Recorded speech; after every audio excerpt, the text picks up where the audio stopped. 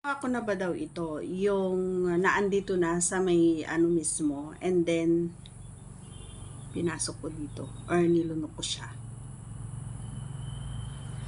At bago natin nasagutin ang inyong katanungan, mga idol, isang malakasang shoutout muna kay Romando Abonilio. Mega love shoutout po. At sa mga bago pa lamang po sa ating channel, huwag kalimutang i-subscribe and click our tiny notification bell so that you'll be updated every time we have a new upload videos. Disclaimer din, ang video ito ay para lamang po sa may bukasang kaisipan at may malawak na pang unawa. Kung wala po tayo nito, maaaring na lamang po mag-skip at mamili ng mga videos na rarapat para sa inyo.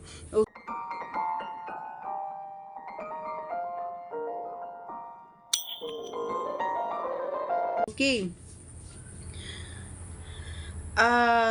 Marahil ay marami ang nag-iisip na or napapaisip dito sa sasagot ko, no?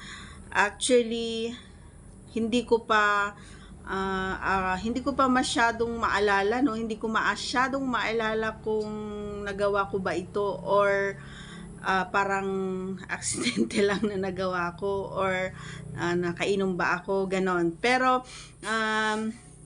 isang beses, ito yung talagang kwento nito. Isang beses kasi yung medyo nasobrahan tayo ng pag-inom. And alam kasi ng kapareha ko na ayaw ko ito. And talagang ayaw kong gawin at never kong ito pinagawa sa kanya, mga idol.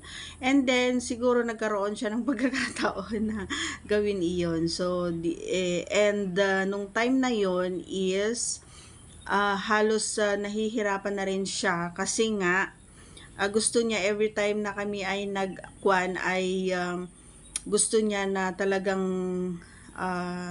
bumababa ako doon and naglalaro muna ako doon or subo muna ako doon, gano'n. So, yun ang gusto niya. Pero sobrang, alam mo yan, minsan kasi hindi natin maiwasan, no, pag medyo ini-enjoy natin yung, yung ang tawag dito yung moment, lalong-lalo na kapag nagkakasiyahan na, masaya na, medyo sige ka ng inom ka na ng inom, so hindi mo na mapigilan ko ba, para habang tumatagal nga sumasarap. Kaya yun, noong magkasama na kami sa isang is, yun na nga, hindi niya na napigilan at nakalimutan niya yung sinabi ko na ayaw kong gawin niya yun sa akin. Pero siguro naman isang na rin yun, actually nung na-experience ko yun na inano niya dito is, alam mo yun, yung parang nawala kumbaga yung galit ko kasi nga bigla kong naisip na baka gusto niyang subukan nga namin para naman kasi ang mga boys parang para mga babae din yan, no, nagkukwentuhan din yan na yung mga experience nila, yung mga dapat gawin, nag-uusap-usap din yan, akala nyo hindi namin alam, ganun din kasi kami yung mga girls. So yun nga, and kalaunan, mga idol, yes. Biglang nag-yes, no? Yes, nagawa ko. Pero hindi yung kusa, pero nagulat na lang ako na nagawa ko na siya. And hindi ko masyadong natikman, hindi ko masyadong nalasahan, gawa nga ng nakainom ako, and parang weirdong-weirdo na ako sa pakiramdam ko noon. So, habang may lumalabas, talagang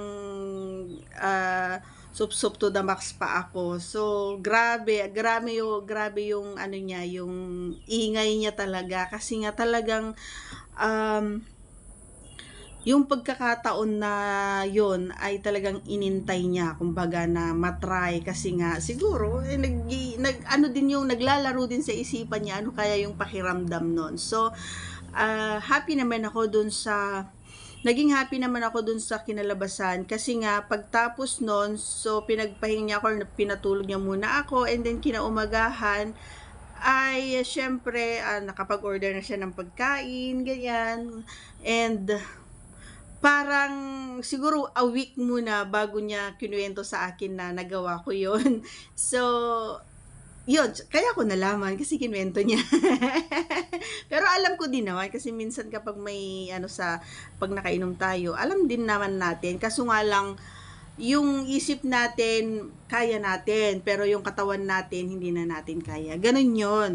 Gano'n 'yun 'pag nakainom. So, 'yun lang yung experience ko. So, nagawa ko 'yun ng walang pahintulot. Pero happy naman ako sa kinalabasan. So, naging happy ako. Bakit? Kasi nga, happy siya and in the end, talagang na-appreciate din niya yung ginawa ko kasi nga, hindi ko rin tinantanan hanggang sa maubos lahat. Ang sarap kaya. So, yan, that's all for today's video. Yan, if you are not yet connected, bago mo tapusin ang ating video mga idol, ayan, huwag kalimutang i-subscribe and click our tiny notification bell para ma-update tayo pag meron tayong mga bagong upload videos. Thanks for watching everyone. See you again on our next vlog. Bye!